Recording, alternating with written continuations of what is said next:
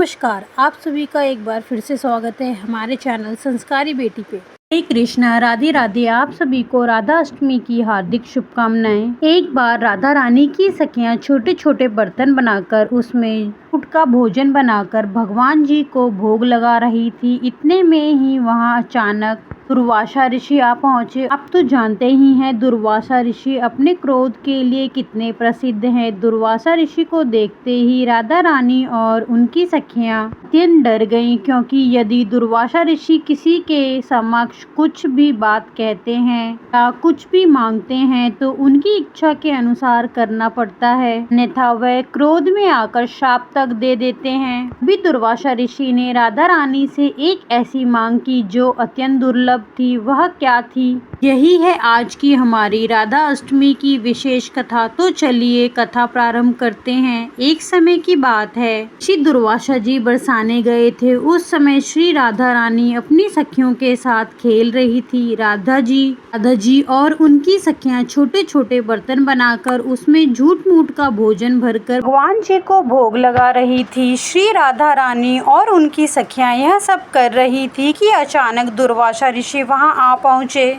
ऋषि दुर्वासा को देखकर श्री राधा रानी और उनकी सखियां ऋषि के सम्मान में उठ खड़ी हुई और वह डर के मारे कांपने लगी।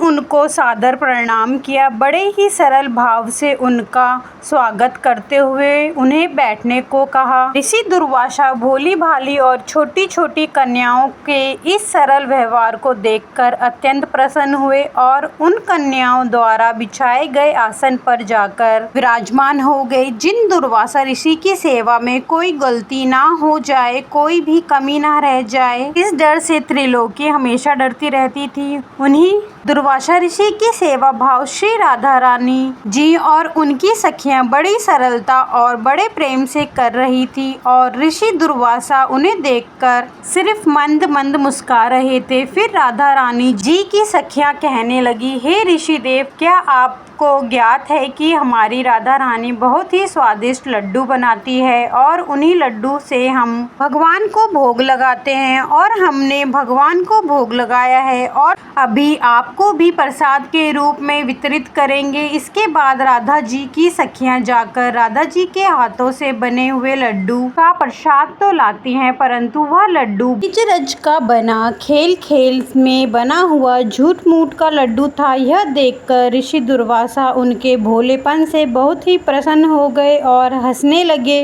और हंसकर ही बोलने लगे कि हे प्यारी देवियों, अब क्या मैं यह प्रसाद ग्रहण कर लूं? क्या यह प्रसाद आपने बनाया है? ऋषि दुर्वासा के इस प्रश्न पर सारी सखियां एक साथ ही और एक ही स्वर में कहने लगी, जी हाँ ऋषिवर, ये हमारी प्यारी श्री राधा जी ने बनाया है और हमारा दावा है कि आज तक आपने ऐसे लड्डू कभी नहीं खाए होंगे। उसके बाद ऋषि दुर्वासा जैसे ही उस झूठ के बने लड्डू को प्रसन्नता पूर्वक अपने मुख में डालते हैं तो वैसे ही वह ऋषि पूरी तरह से आश्चर्यचकित रह जाते हैं, क्योंकि एक तो उस लड्डू में ब्रजरज का यानी मिट्टी का स्वाद था और ऊपर से उसको स्वयं श्री राधा रानी जी ने अपने हाथों से बनाया था। इससे ज़्यादा और क्या हो सकता है जो अमृत को भी फीका कर दे, ऐसा स्वाद था उस लड्डू का। उस लड्डू को खाकर ऋषि दुर्वासा की आंखों में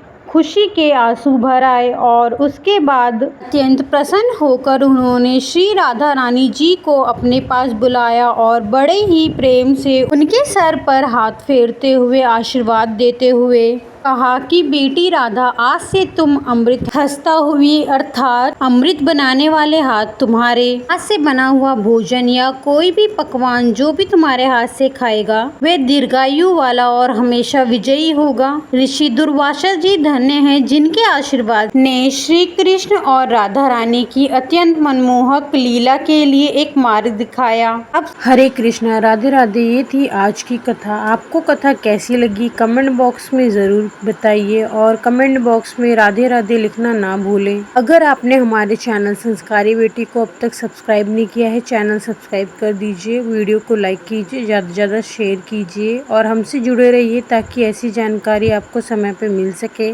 हरे कृष्णा, राधे राधे।